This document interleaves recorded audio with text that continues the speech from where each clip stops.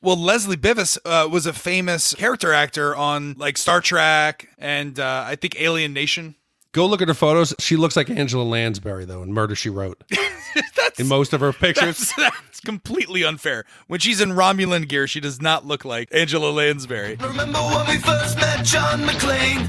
Argyle picked him up from the plane and took him down the Nakatomi Tower at the Christmas party.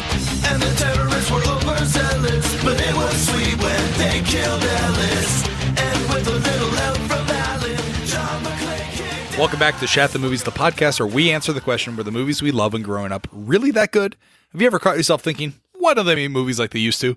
Can you still remember spending your Friday night searching for the perfect movie rental at Blockbuster Video? Do you even remember what Blockbuster Video was? If you answered yes, and this is the podcast for you, I'm one of your 3 co-hosts, Roger Roper, and alongside me are my 2 co-hosts, Big D, Dick Ebert. Good evening. And Gene Dark Helmet Lyons. I knew it. I'm surrounded by assholes. And each week, we take a look back in time to decide if our favorite films from our childhood still hold up. Each week, the audience selects from a selection of movie choices that we then break out a race car VHS tape rewinder and watch the movie that tallied the highest number of votes. At the end of each podcast, the 3 of us will provide you, the audience, with a number of wipes each movie would take to get off your respective butts. So thank you so much for listening. If you haven't already, hit that subscribe button and share with a friend. It's how we help the podcast grow. And be sure to subscribe to our sister podcast, Shat on TV, where we review television series such as Westworld, Taboo, American Gods, and Game of Thrones. Westworld's right around the corner. We're about to release our March preview episode, so be on the lookout for that. That being said, you can also download everywhere on iTunes, Google Play, Stitcher, and Spotify, and all that fun stuff. I am in for a treat this evening, Big D, because we are doing what movie? God, so this was the category Best of John Candy. In last place, Brewster's Million, then Cool Runnings, Uncle Buck, and the winner with a whopping 41% of the vote, 1987's Spaceballs. It wasn't even close. It wasn't even close. I have been waiting. This is, I think I may quit the podcast after this, guys. I think you might have to call back Carrie Gross because nothing will ever get better than this particular episode. It's been 2 years. I've been petitioning for Spaceballs, and it's finally here. I don't think it's going to get any better than today. I think you're still going to have to stick around for Hot Shots Part 2. Oh, that's You've been waiting for that forever.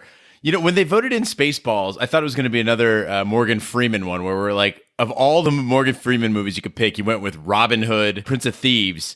And in this case, not because I don't like Spaceballs, but because John Candy is not the star, per se, of Spaceballs. But in watching this, I could say it is actually some of his funniest work. I love Spaceballs because it is a true ensemble cast where there's just enough of each character for me to like not get upset that they're in there. You know, it's not. I mean, maybe you could argue Mel Brooks because he plays multiple characters, but even he's not annoying because Yogurt's only in it for like a scene and then he's not seen again. It's great. Okay, I feel like I'm in Bizarro world here. Normally, Gene and I are like, we're on the same wavelength. So when I started watching this, I thought it was one of the worst movies. So we tried to record last week. Roger was traveling, so his hotel internet wasn't that great. So we decided to scrap it. And I said, you know what? I want to be fair. I went back and rewatched it because I'll admit it. I think we were a little hard on Blade Runner, and I didn't want to have that happen not again. At all. So don't cow to the Blade Runner apologists. That movie is terrible. Quit trying to be friends with everyone. I had this conversation with Carrie Gross. I think I watched the wrong version. I need to watch the final director's cut, and I think it would be better. Yeah. But I didn't want to have the same thing happen. I didn't want to tear into this movie, and then it actually turned out to be good. So I watched it a second time. It did not change. Yeah, you know you know how a movie is really good when there's 7 different versions of it, and they can't decide which one is good. Fuck Blade Runner. It's fucking terrible.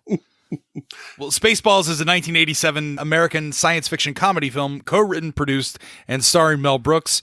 It also stars Bill Pullman, John Candy, Rick Moranis, Dick Van Patten, and the voice of Joan Rivers. The film's setting and characters parody the original Star Wars trilogy, as well as other sci-fi franchises, including Star Trek, Alien, and Planet of the Apes.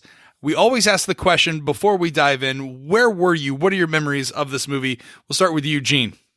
So this is one of the few movies I've seen a billion times, and I can't believe it's from 1987. It feels so much more current. I remember seeing it as a teenager, but apparently I would have seen it much, much younger.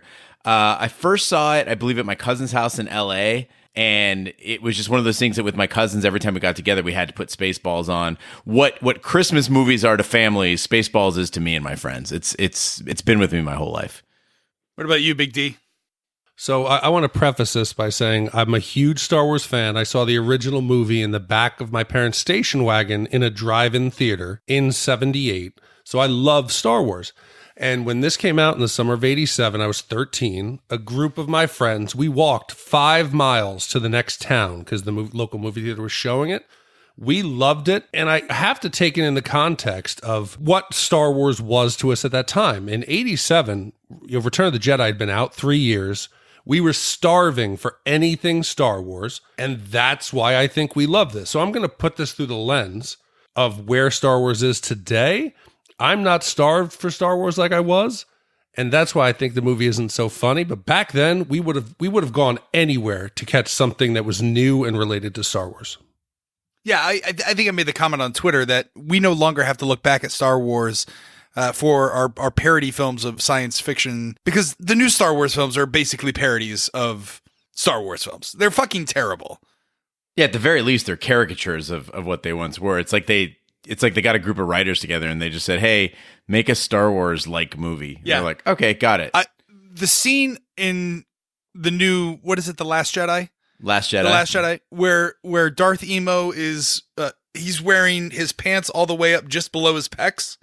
And then Luke Skywalker is milking some sort of walrus being, and then the big thing at the end where he dusts off his shoulder because he's a fucking hologram. That should belong in a movie like Spaceballs.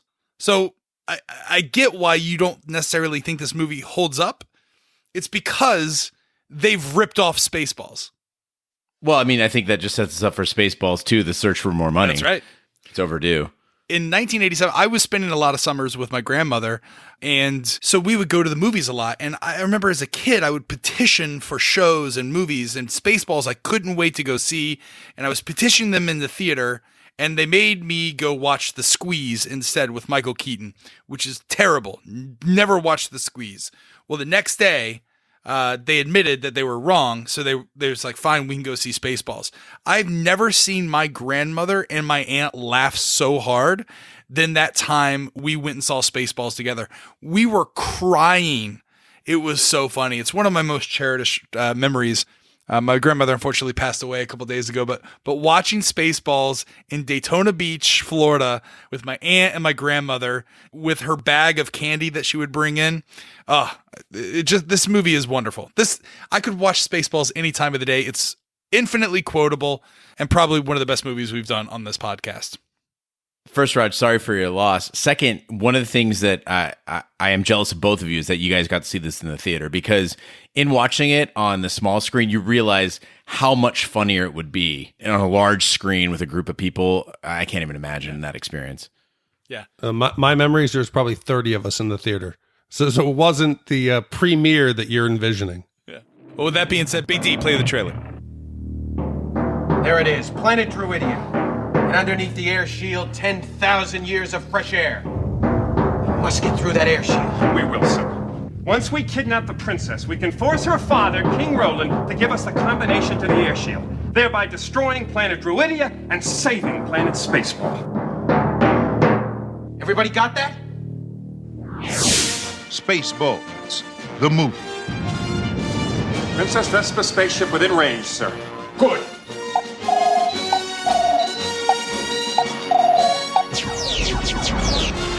What's going on? It's either the 4th of July or someone's trying to kill us! Now we will show her who is in charge of this galaxy. If you do not give me the combination to the air shield, Dr. Slotkin will give your daughter back her old nose! Only one man and his trusted companion can save planet Druidia from disaster. Okay, Eagle 5, coming in. Lone Starr. First, they must learn the secrets of yogurt. Yogurt? I am the keeper of a greater magic. The Force? No, the Schwartz. Avoid capture on a distant planet. Tell them to comb the desert, you hear me? Comb the desert! Found anything yet? We ain't found. Battle the entire Spaceball army. My hair! He shot my hair!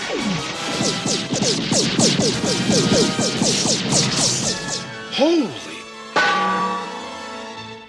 And escape the clutches of Dark Helmet.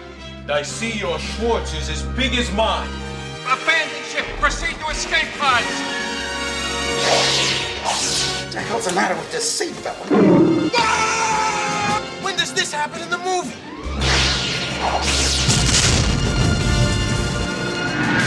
Give me ball! Spaceballs.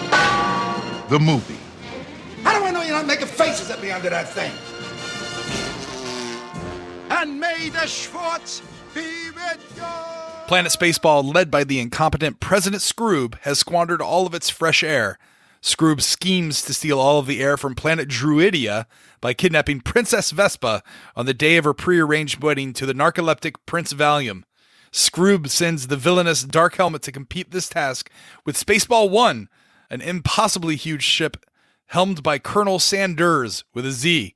Before they can arrive, Vespa abandons her wedding and flees the planet with her droid of honor, Dot Matrix. Oh, okay. So I'm going to take a step back and I'm going to try to have you guys try to explain to me why it's funny. Because to me, the jokes seem lazy, predictable. You see them coming a mile away. And I know you're going to say it 100 times. Oh, this movie is brilliant. This movie is brilliant. Is Colonel Sanders really that funny of a line? No, Mel Brooks is the king of dad jokes, right? He's the king of, like, before dad jokes were dad jokes. This is what it was. Now, Colonel Sanders is not the funny part of Spaceballs or the names. It's everything else around it. And Mel Brooks as a director isn't fantastic. And he lets things go on a little too long at times. But the jokes, I think, are brilliant. And it's probably a couple of his directing choices that didn't make you laugh out loud. Also, how many times have you seen this movie? I've probably seen this movie now probably like 10 times. 10 times, exactly. Total. You've repeated it, so you know when the jokes are coming. The unfortunate thing about comedy is that once you know the joke is coming, it loses its power. But you have to think to yourself, can I repeat these lines? Like, Gene and I were peeing ourselves going back, just remembering lines and reciting them back to each other. That's what makes this movie fun. So, Big D, you asked what makes this movie funny, and I feel like the reason why Raj and I finally agree on a comedy is because it hits the full spectrum of types of humor. So you start out with that dry, subtle humor, which is that the Star Cruiser coming along the screen and it just keeps going and it just keeps going and it's like forever long. And you're wondering, it's funny and then it's less funny, but then it comes back to being more funny as it goes on. So you got that dry, subtle humor, and then it ends in that bumper sticker, the "We Break for Nobody," which is silly and memorable. And that's kind of the Raj side of things, right? And so the two of us come together, we go, oh, we love this. It's subtle, it's dry, it's also silly. And that's a metaphor for the entire movie. It's hitting on all cylinders. And if you don't like one type of humor, it's going to get you with one of them. And even you laughed at some of this shit. Yeah. Yeah, I laughed an hour and 2 minutes in. No, fuck that. No, you didn't. You know that you laughed way before. Because they definitely go to ludicrous speed at like minute 21 when Dark Helmet comes flying through and hits the center console. And he's like, we all right? No, look, smoke him. Hold on. Smoke him if you got him. I'm smiling more watching the joy that you two are getting right now than I did at the movie. And part of my problem, it's not even so much a parody of Star Wars. It's more humor about making a movie. How are you making a commentary on the Force when you're doing a sword from your dick and you're calling it the Schwartz? See, is that the biggest parallel you're going to get?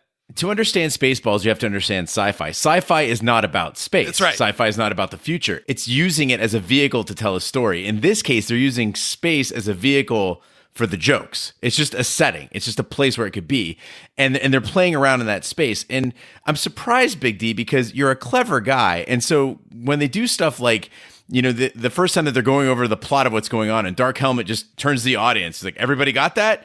To me, I like, that's a big D joke. Like, that is they've just broken the fourth wall, as Mel Brooks loves to do, and they put it right in your face, and they're including you in the fact that the storylines for Star Wars are goofy. And so they're just asking you, got it?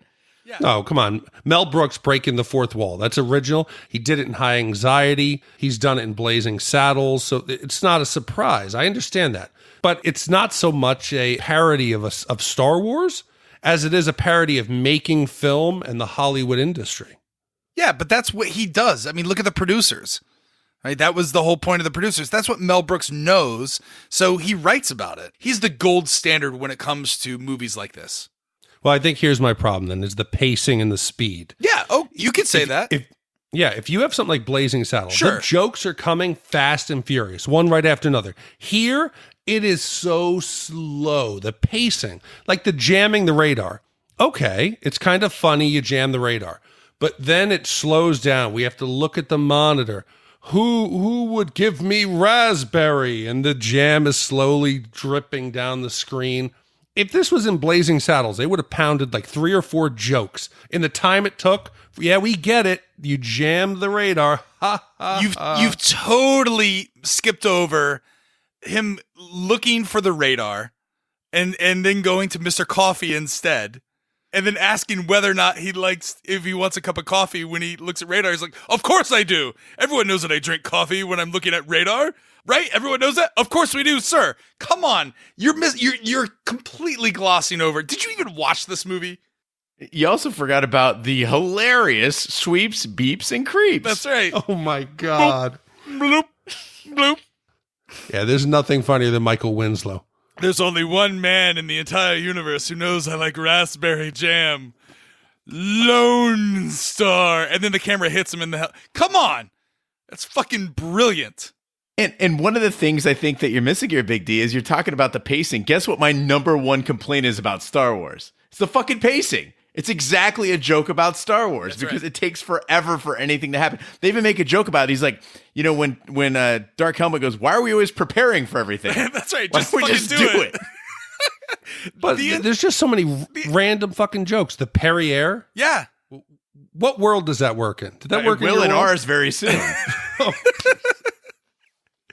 Everything works in this movie. What's the matter, Colonel Sanders? Chicken? Come on. That's as a dad, I thought you would immensely appreciate the amount of dad jokes in this movie. Yeah, Raj, even in the future, nothing works. That's right.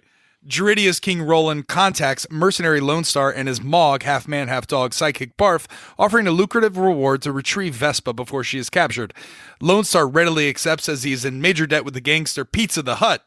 In their Winnebago ship, the Eagle 5, Lone Starr and Barf reach Vespa before Spaceball One, rescue both her and Dot, and then escape. Spaceball One tries to follow, but Helmet foolishly orders the ship to go to ludicrous speed, causing it to overshoot the escapees by a large distance. All right, so anybody who's seen the asshole scene in Spaceballs can quote it from start to finish. And what's amazing about it, though, is that I realized while watching it, as Rick Moranis, slams the helmet down and yells out, "Keep firing, assholes," he is somehow funnier with the helmet on. Like, He loses the entire ability to emote from his face, and he's hidden under this giant helmet, and yet he's funnier. I agree. It gets me every time. When they're going around and they're asking, who hired that man? I did, sir. He's my cousin. Who's that? He's an asshole too. Major John asshole. Major asshole. Then when they go to ludicrous speed, I completely forgot that they're all like, strapped in. They can't move. Dark Helmet can't, he's shouting at Colonel Sanders. Stop it. And he's like, I can't. Rick Moranis, just the delivery of his lines. Bullshit. What? Are you high? No, it's just so good. What the fuck is wrong with you two? It's funny, Big D. That's the problem. I'm getting punked. You guys, this is a parody of a podcast. You guys are now punking me. Oh, okay. All right. So I talked about Rick Moranis. I can't even see my notes right now. I'm laughing. Okay. I talked about Rick Moranis being funnier with the helmet on. I want to talk about John Candy since this is the best of John Candy vote. And Big D, you and I have a disagreement here on the character of Barf, because to me, what was amazing about John Candy is they put like a little bit of makeup on him, a tail and some ears, and somehow I actually believe that he's a Mog, which is a thing that doesn't even exist. And what was amazing about that was they actually had an effects team that followed him around. It was several people that were operating just the ears and the tail. And they told them they had to actually tone it down. They had to tone down the movement because John Candy was stealing the show and nobody could pay attention to anything else. And that's like, it's a testament to how he takes this character that's a thing that doesn't exist. It's silly. And he somehow makes it his own. And it makes, I mean, you go to any Halloween party and somebody's dressed as a Mog, dressed as Barf. He's like the most popular guy at the party. Without a doubt. Without a doubt. John Candy makes this movie because he's so understated. You guys are okay. You misunderstood that part of the article. They were talking about how the effects team with the ears were stealing from John Candy's performance because the people were overdoing the ears and the tail. So they said, hey, tone it down. I felt bad for John Candy. We commented on him in Plane, Trains, and Automobiles that he had a depth as a comedian that was well beyond anything we'd expected or had really could remember. He's a great actor, and here he's reduced to nothing. At least they give Rick Moranis some of the bits. He's funny. He's wearing the helmet, I'll admit. When he's drinking coffee through the mask and it sounds like he's taking bong hits, I did chuckle a bit. Those were cute, but they didn't give anything for John Candy to do. For him to say, yeah, I'm a Mog. I'm half man and half dog. I'm my own best friend. I was like, oh my God, poor John Candy. When he's jamming out with the dog bowl and he's just eating out of it. Yeah, he's at the diner with his tail. He's having a great time. Yeah, and he's like, oh, I'm sorry, it's got a mind of its own. Ho, ho, ho, you know, come on. John Candy's having I think it's fine. Or like when the statue of yogurt falls on his foot. Come on. But that's we have to always remember that's Raj's definition of brilliant. A statue hitting someone's foot and it comes out like a pancake. No, that's how did you hate Roger Rabbit? I'm saying, listen, physical humor is not the greatest humor for me. I don't particularly enjoy it. What I'm saying is that he had more things to do in this movie than you remember. And this is a caricature of Chewbacca, who in the first three movies, he truly was just a side character that really had nothing to do. Well, we debated this on Twitter, that I felt Hardware Wars, which was done in 1978, it's a parody trailer of Star Wars. I thought it was funnier. It made me laugh. You think Barf was original? If you go back there and you watch, what's the character you had? Are you talking about that 2-cent Muppet? Yeah, I'm talking about the Wookiee monster. Yeah, that was funny. The Wookiee monster. Oh yeah, they didn't steal that from Cookie Monster.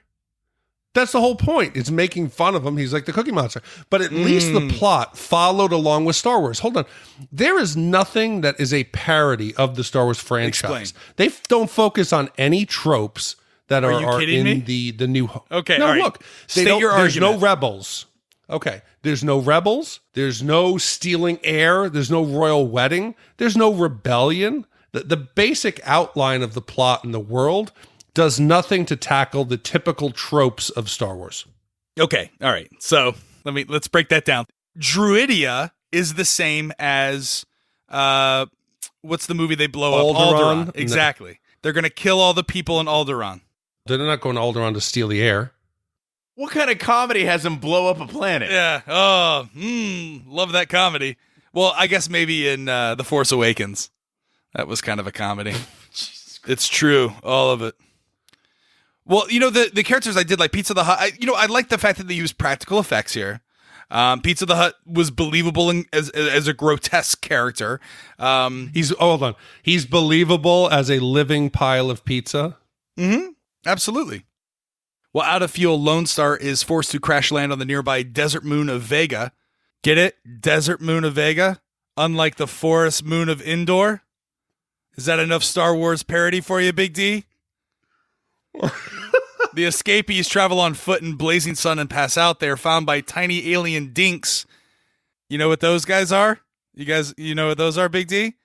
Joanna venture a guess? They're found by... The dinks take them to a wise sage named Yogurt. Which character was he, Big D, in Star Wars? Okay, so you're twisting the damn names and you guys are laughing? Yogurt introduces Lone Starr to the Schwartz, a metaphysical power similar to, hold on, the Force. Yogurt also introduces the audience to the film's merchandising campaign. Starr and Vespa begin to flirt, but Vespa insists she can only be married to a prince. Yeah, at this point in the movie, we're introduced to the character of Yogurt, and I the Yogurt Yoda. It's pretty cheap. It's a cheap joke. But then Mel Brooks, man, he commits to this thing. So although we call this like a cheeseball comedy and stuff, there is a degree of effort that was put into this. Right. And I thought Brooks looked fantastic in this Yogurt costume. But apparently he had an allergic reaction to the latex, and that created a rash that spread to his eyes. So he basically told the team, you got 1 hour to put this makeup on, and if you take any longer, I'm going to get out of the chair and leave. So basically, they had to rush to get the stuff on, but it was so worth it. This is one of those iconic scenes from the movie where I can't stop stop laughing at it, because he takes Yoda and he's just like, look, let's just go and let's Yiddish the hell out of this thing and make it fun. And again, people might say, oh, that's tired. It's Mel Brooks doing, Jewish humor, but it's funny. Okay, so this is the one part of the movie that I think does a good job of lampooning Star Wars and Lucas. And it's spot on. Brooks, before he started doing this movie, he went to Lucas because he wanted to get permission to make the parody. And Lucas said, yes, you can do it with only one caveat, one rule. Absolutely zero merchandise of any kind can be made, because that's where Lucas was making his money, off the toys, off the bed sheets, off of all of the merchandise and the tie-ins that Star Wars had.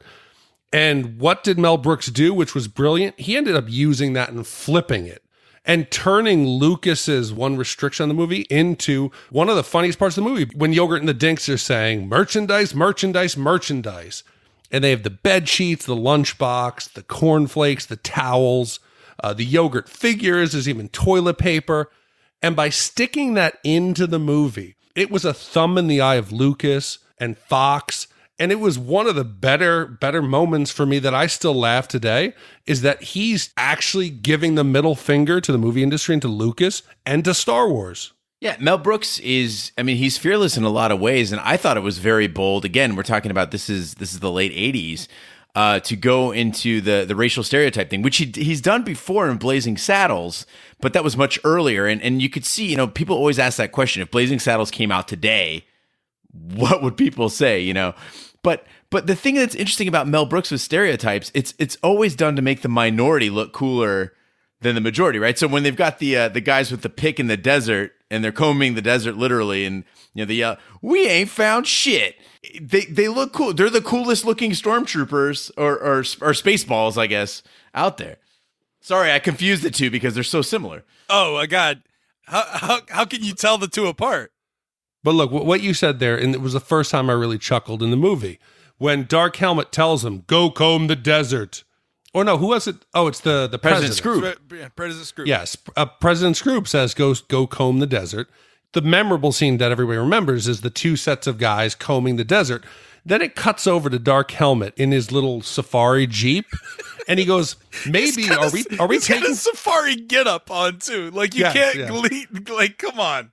No, I agree. Come on. But what I enjoyed and I laughed at wasn't the combing, was it cuts to Dark Helmet and he says, "Are we taking this too literally?" No. Sanders asks Helmet, and he asks, "Are we being too literal here?" It's like, "No, you idiot. You told us to comb the desert." Yes, that was funny. Threw a megaphone right in his face. But like that I remember that part, my grandmother, when We Ain't Found Shit, I thought she peed herself because she was laughing so hard. And this is my like 60-year-old grandma just loving every single moment of this movie.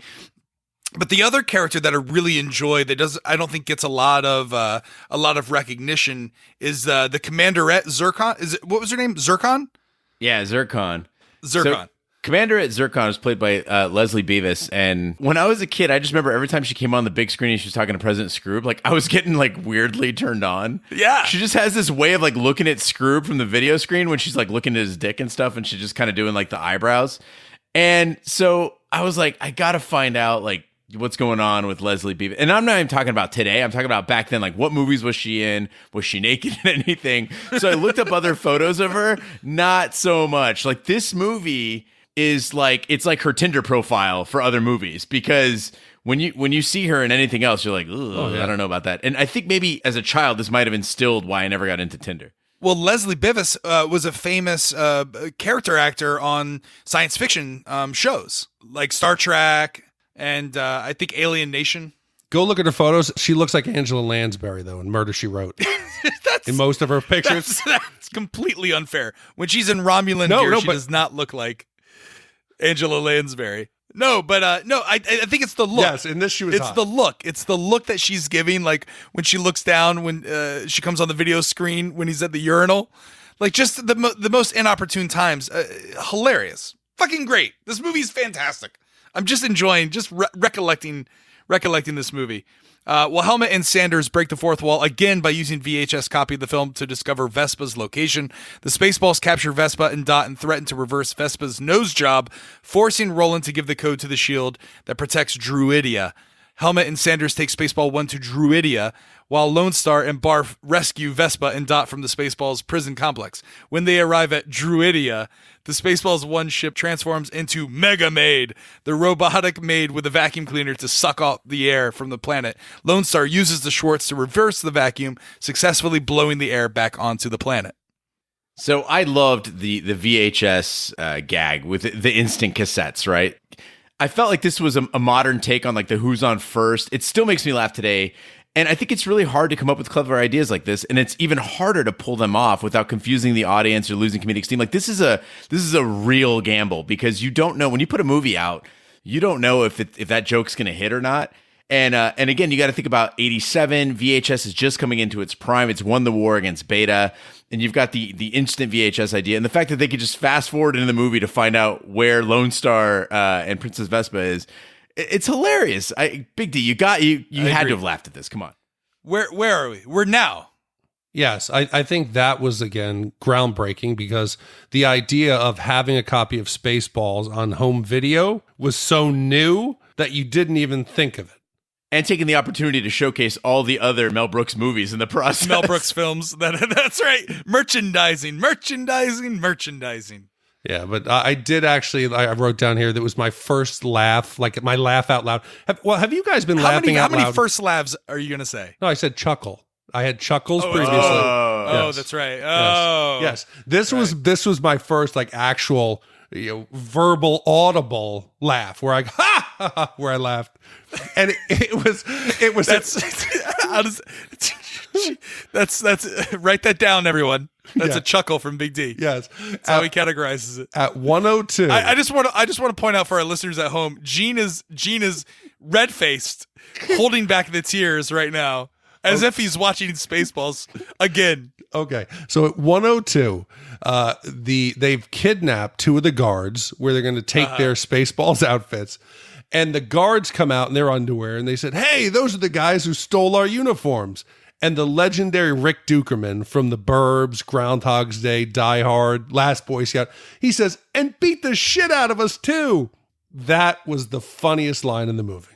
Okay, you guys keep saying the legendary Rick Dukerman. Yes. I have no idea who that is. Dude, he's the neighbor in The Burbs.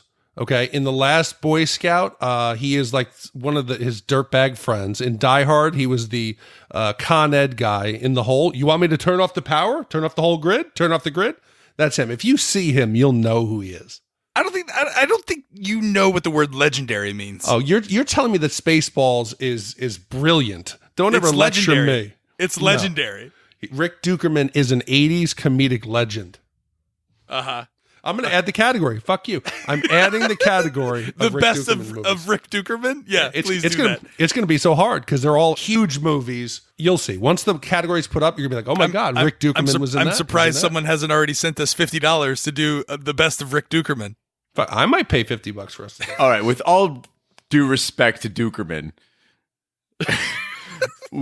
we got to talk about, and we talked about it before, but I got to come back to it again because easily the funniest part of this movie is Rick Moranis. That's and right. The scene that he does with the dolls, with the Spaceball dolls, he just nails it. I had forgotten how good this scene is. So he's got his own Dark Helmet doll and his Princess Vespa doll, and then Lone Starr comes and challenges, and the Dark Helmet doll beats him up. But it's like the kid beating up where they just kind of clash into each other. And every kid with action figures plays with them the exact same way. Like you could take an 8-year-old right now and they're going to be doing the same exact thing. It was like watching a child at play. I love him so much. But you both think that's one of the funnier parts of the movie. Of course you do. Jewish princesses are often attracted to money and power, and I have both. And you know it. Yeah, I agree. I think it's one of the funniest, and it's improvised. Yeah. It wasn't Mel Brooks. They turned the camera on. They gave the figures to Rick Moranis and said, "Hey, go with it." But whose idea was it? So if a director says, "Hey, why don't you sit down there and just start, riffing off the top of your head," and they come up with something brilliant, you're going to give the director credit? Yeah, it's his idea. That's what he's directing. Oh, no. That was all Rick Moranis. He easily could have been like, no, we're going to actually write this scene out and you're going to do it exactly this way. He was like, no, do that. No, I just said Rick Moranis is the funniest part of this movie. Yeah, absolutely credit to him, but credit to Brooks for coming up with the idea of saying, hey, just run with it, man. No, Mel Brooks was too busy coming up with Hebrew humor. Come on. When the lights go out and he's going to reverse the nose job, and the lights come back on and Dark Helmet says, why don't you go to the golf course and work on your putts? It's a pun for penis, for putts. Who was this movie aimed at? Like, did half of these Jewish jokes, did they hit? Oh, I'm sorry. Are movies too Jewish for you now, Big D? Is that the problem? A minority can't represent itself on film? Right. Are you uncomfortable with the Jewish jokes? Mel Brooks is actually embarrassed at the amount of Jewish jokes that he put in the movie, so it's not just me. Well, that's looking through a 2018 spectrum. But hey, one thing he did, one thing that Brooks did that was absolutely brilliant is, again, you talked about the merchandising thing with George Lucas.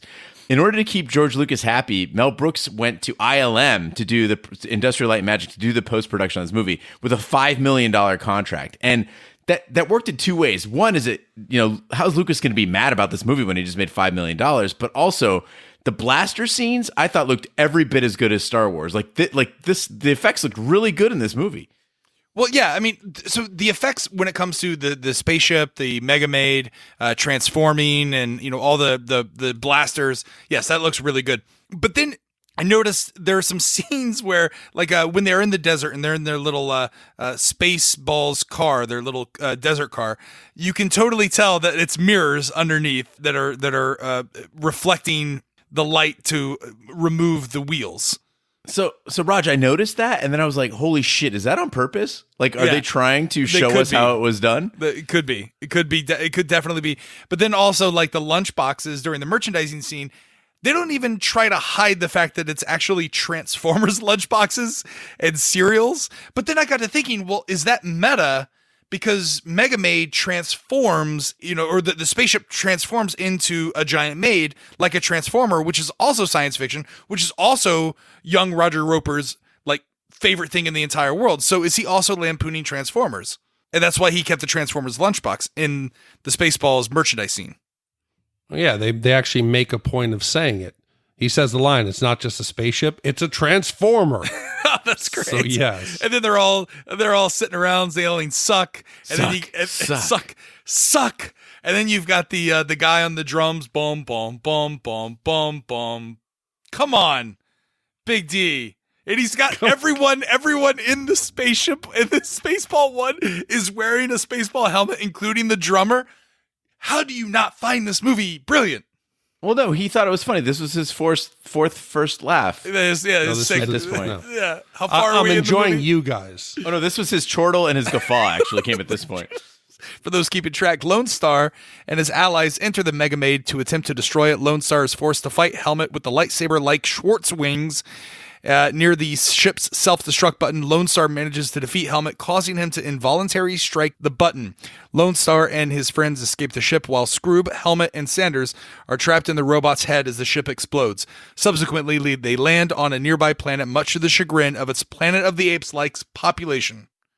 All right, so the fight between Lone Starr and Dark Helmet. I normally, you guys know this, I hate physical humor. I hate slapstick. I just don't get it. It doesn't work for me. Most of the stuff I like is verbal or just something that's a visual piece of irony. I enjoy satire, but not just straightforward physical humor. But Watching Rick Moranis fight in that insanely huge helmet, like his small stature, and just actually putting him in a combat scene, it's one of the funniest things I've ever seen. Well, it's not only that, but then like he breaks the fourth wall by by using his lightsaber on one of the crew members. He gets his Schwartz twisted. There's no any kind of choreography whatsoever. And then like, why would there be? Why would there be? Whatever. But then like he's like, oh, put her there, and he goes up and he takes the ring. Come on. But like, you're right. This movie probably belongs in the best of Rick Moranis because it is probably the top Rick Moranis movie of all time because he executes everything flawlessly, to your point. But then also like he's throwing out great lines. Yeah, the evil will always triumph because good is dumb. Like I live by those words. Like it's so good.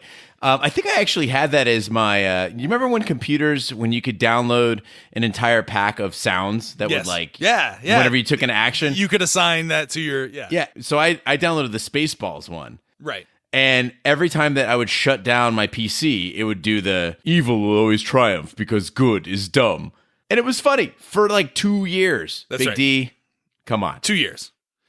Also, I find the interplay between Skroob, Sanders, Dark Helmet is fantastic. I think the three of them brilliantly play off each other when they're trying to escape the ship before it blows up, and they're each getting into their individual pods, and then they land, and they're coming out of the nose, and then the apes come up, and they're like, "Dear me, what are those things coming out of her nose? Spaceballs."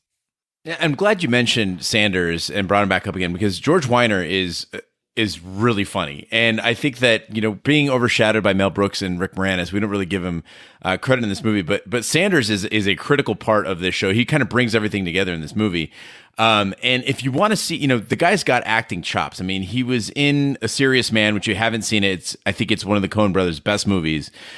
He's got incredible range, and I think that the fact that he, again, like you were saying, Big D, with John Candy bringing it down for Barf, George Weiner here for Sanders is really being goofy, letting himself go, and you might call it a character that's beneath him, but I say it's just displaying that he can inhabit any character and really make it shine. Also, there's a lot of other things that are going on in these scenes when they're trying to escape the ship that lampoon the Star Wars genre, like capturing their stunt doubles or hearing the alarm going off and Skroob asking, where the hell are we, Paris? Like, it's fucking, like, this, again, Big D, I don't understand how you don't love this movie. I like the Paris line. It was worth maybe half a chuckle, a smile. I broke a smile. You broke a smile.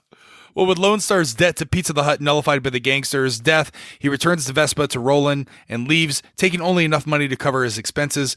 After a lunch break at a diner, Lone Starr finds a final message from Yogurt informing him that he is a prince and thus eligible to marry Vespa. He manages to reach Druidia in time to stop her wedding to Valium, announces his royal lineage, and then marries Vespa. Okay, so maybe I was looking for something different. The scene where Lone Starr and Barf go to the diner, and you see in the corner that it looks very much suspiciously like the crew in Alien, and you actually have John Hurt, and they recreate the chest bursting scene from Aliens, and he even screams, "Not again." And then it goes to an unexpected place. When the alien busts out, he takes out the top hat. He starts singing My Ragtime Girl, like the Warner Brothers mascot, that frog, Michael J. Frog. Michigan J. Frog. It's Michigan J. Frog. Sorry, I thought it was Michael J. Frog. With the cane, the whole bit. Michael J. Frog. I thought that was his name. I don't know. Did you actually know that? I did know it was Michigan J. Frog. You did know that? Because Michael J. Frog is the actor in the all-frog production of Back to the Future. Dick. But that was totally unexpected. I mean, you're mixing there a song from the 1800s, a cartoon from the 50s, and a movie from the 70s. It wasn't dick jokes. Oh, we've twisted our Schwartzes. Ha ha ha, Colonel Sanders. I see your Schwartz is as big as mine. Now let's see how you use it. And I'm surprised. Did you get a little hard on there where you saw the Millennium Falcon hidden in the diner scene? I did. It was very nice. I loved it. But yeah, no, this scene, again, hilarious. I love it. Mel Brooks knows how to write a fucking joke. He sets it all up, And then at the end, when after the little alien goes into the diner room, and you can tell it's a puppet. Like everyone's in on the joke. And then Lone Starr and Barf stand up and they go, "Check, please." It's brilliant. It's how you start and end a scene. Classic Mel Brooks. Yeah, and of course, bringing it home in the end, you got the final royal wedding scene, and I'm like, that Prince Valium looks really familiar. Right. Now, mind you, this is probably the 50th time I've seen this movie, and I'm like, so I look it up, I'm like, Jim J. Bullock, my entire life, I've been wondering who the hell this guy is, because I'd see him on Hollywood Squares all the time, and I was like... He's the center square. He's the center square in Hollywood Squares, but I was like, oh, so he's actually like an actor. Yeah. So I started looking up. This is like the biggest role he's ever had. Well, wait, wasn't he also in, what was Three's Company? Didn't he play like, did he replace Jack Tripper, or he was a relative of Jack Tripper? Am I wrong?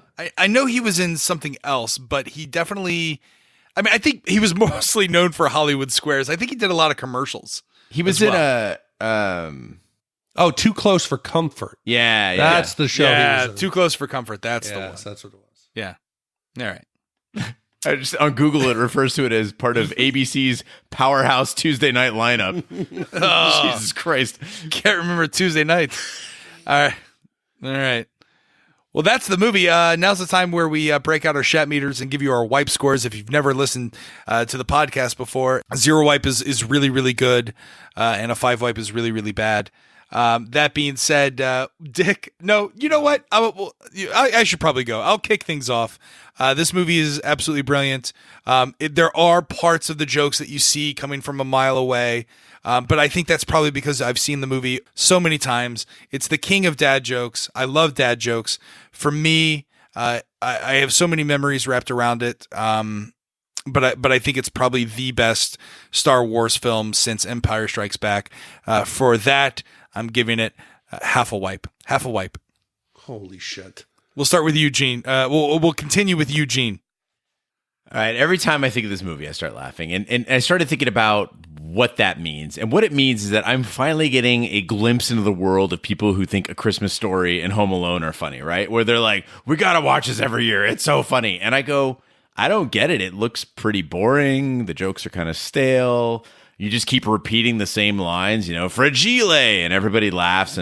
But when I think of Spaceballs, I can't think of a single misstep or a dull moment. Everything that Big D pointed out, I'm like, it's intentional. It's perfect. It's right. Exactly where it's supposed to be.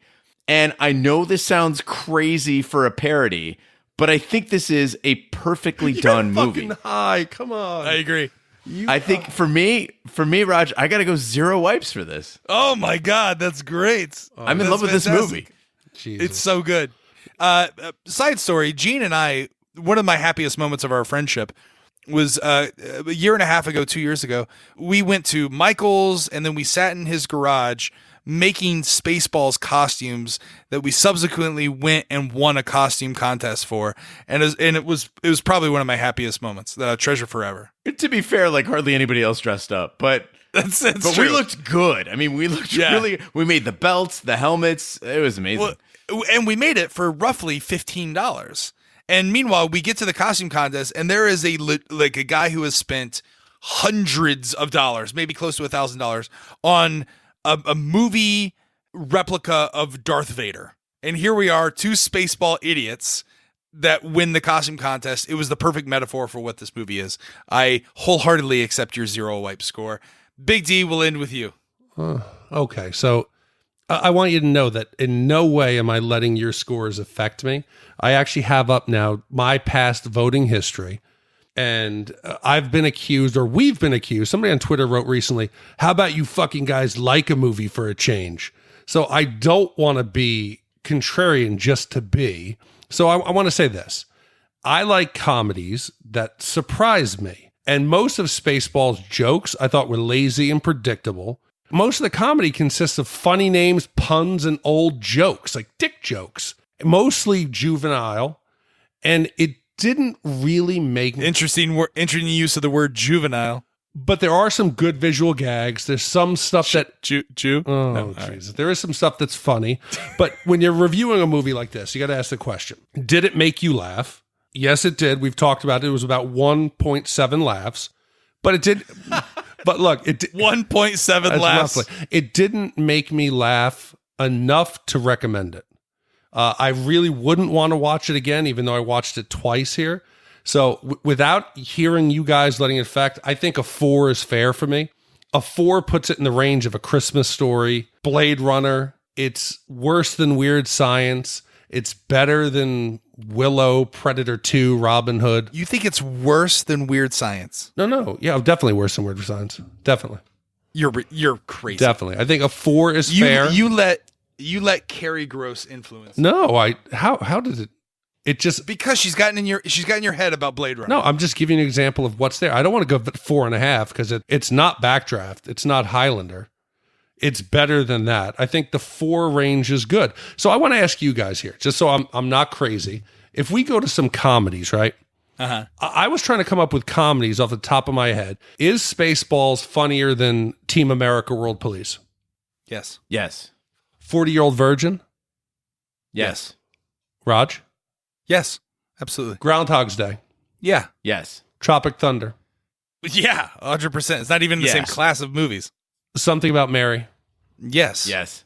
Shaun of the Dead?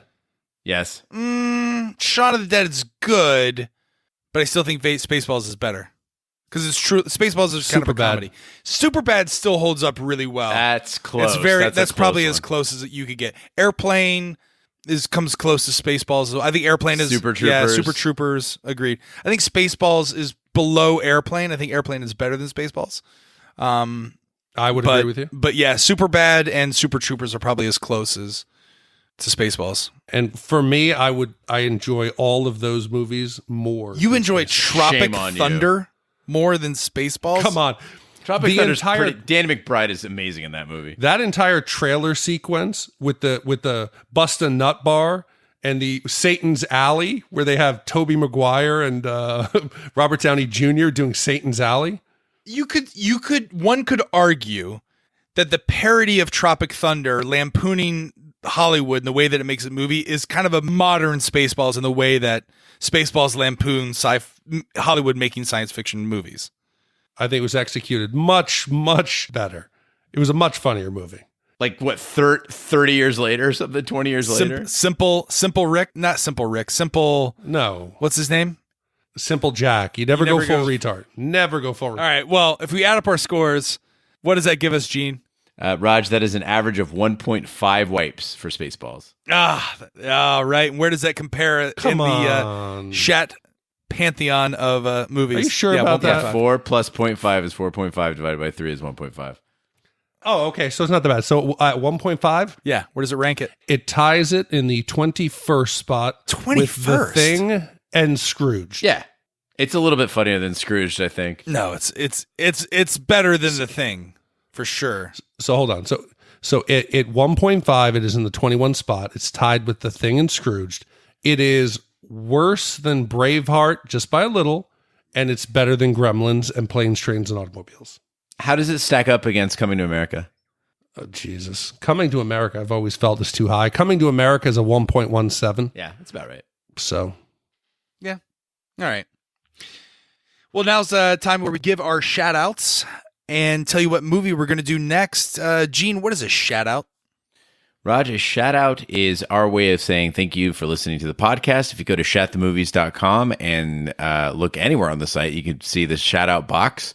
Put your name in there, and we will read it on the podcast. This week's shout-outs go out to David Turner, Megan, K-Day, Cialis, Big Willie D, I'm seeing a theme here, Mo from Mexico, Dick Slide Insider, whoa, Brock Lee from Lick Skillet, Tennessee, Ian, who is married by Big D. Oh, Big D. Oh, that is true. Wow, you that's married nice. someone? Yeah, he's the fireman. He was my reference for Backdraft, and yes, I was the official that married him, and it was interesting. It was a good experience. Efficient, I believe, is the word you're looking for. Right. Officiated. Efficient. You were the efficient. The efficient. Were you out in like international waters? Oh, it was stressful. Yep. It's a lost art. So appreciate you listening, Ian, and thanks for letting me officiate your wedding. Other shout-outs go out to Kobe K, Favor, Katrin, Mad for Movies, Paul Cooper, and Zachary Scott, whose email is lovenatalie_hate-Star-Wars. I won't tell you the domain, but wow. Yeah. All right. So thanks to everybody who sent in your shout-outs. If you'd like to get your name on the podcast, just go ahead and go to shoutthemovies.com, find the shout-out box, and put your name in there. Carrie Gross, if you're listening, that's also how you can subscribe to the Chat on Entertainment newsletter. In case you're trying to find a way to do it, that is also a way to do that. Yeah, and follow Shat the Movies on Instagram. Carrie Gross is our social media manager, and she is doing wonders with that account over there. Just follow at Shat the Movies. We also have a voicemail where you can call in. That phone number, 914-719-SHAT, 914-719-SHAT. Big D, do we have any voicemails we want to play? But of course we do. And this one came internationally. So I guess the phone number that we have only works within the United States. So international listeners, if you want to send us a voicemail, just do a voice recording on your phone. Send us the audio file. If you're in the US, the phone number works. But yes, this one came all the way from the Netherlands. Hey guys, this is Rob from the Netherlands, also known as the Dutch are known for more than weed. Just wanted to get that out there. Windmills. I've been listening to you guys since I think the third or fourth podcast. This was when it was just Raj and Big D, even before Gene came in and Carrie. And it's just been a great ride. I love all the movies you've done. Really hoping for some good ones. I hope some careful listeners will get by the background music what one I'm hinting at. Can't believe it hasn't been on, by the way. It's kind of a shame. Yeah, and just, you don't always agree with it, but I get some of your points, and it makes me laugh how you guys sometimes score in like some crazy revenge shit, and I just think that's great.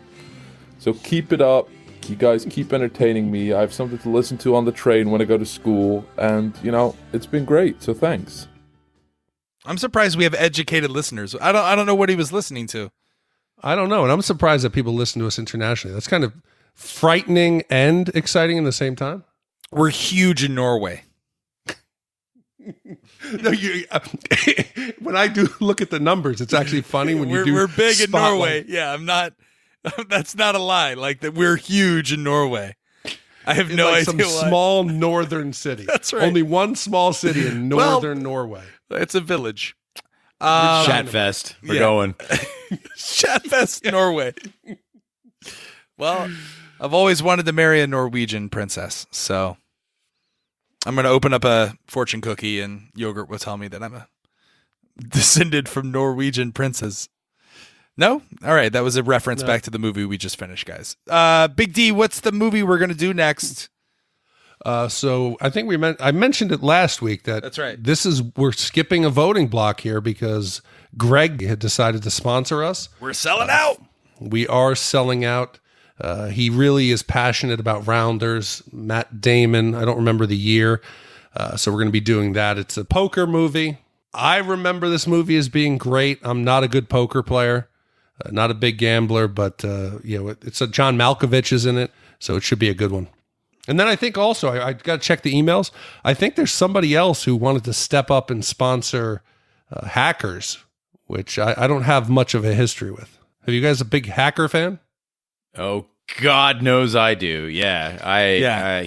That was a huge part of... So I grew up using bulletin board systems and a 1200 baud modem where the receiver actually went on top of it. Basically, most of my friends that got me into nightlife and shaped my entire subcultural upbringing were all essentially what they would refer to as hackers in the movie. But, we were all fucking around with freaking and spoofing. And so this was a huge movie to me. This was the coolest thing in the world when I was a kid. What was your hacker name? Einstein. It was 31N, 5T, 31N. Of course it was. Yeah, so of course it was. So Greg R., do me a favor, send in your memories of the movie, why you're so passionate, and any thoughts you wanted to share. If you want to sponsor a movie, just contact us. And again, we're not making a fortune over here. It just helps us keep the lights on because it does cost a couple $100 a month in hosting and feeds and processing. So we appreciate the support. It means a lot to us. And if you don't want to, support us financially, we understand. Just at least tell your friends. Yeah. And help the podcast grow. Won't you? Won't you? That concludes this week's episode of Shat the Movies. Be sure to follow us on social media and share with a friend. We're everywhere. Just follow the handle at Shat the Movies. Also, check out our sister podcast, Shat on TV, where we review television series. Soon, Westworld will be back, and we will take a break from this so that we can dedicate all our time. So make sure you subscribe there and you don't miss a beat of this wonderful Norwegian popular podcast. You can also check out our website, shatthemovies.com and shatontv.com. You can email us, hosts at shatthemovies.com. We're everywhere fine podcasts can be found, including iTunes, Google Play, Stitcher, YouTube, Spotify. Be sure to subscribe. And if you stop by, please be sure to leave a 5-star review. On behalf of my co-host, Big D and Gene Lyons, I'm Roger Roper. Be sure to join us next week for our review of Rounders. Thank you so much for listening. Take care. Good night and good luck. May the Schwartz be with you. Hail Skroob! Okay, I'm ready. What's the limit here? Big bet's $20. Good, okay. It's 20.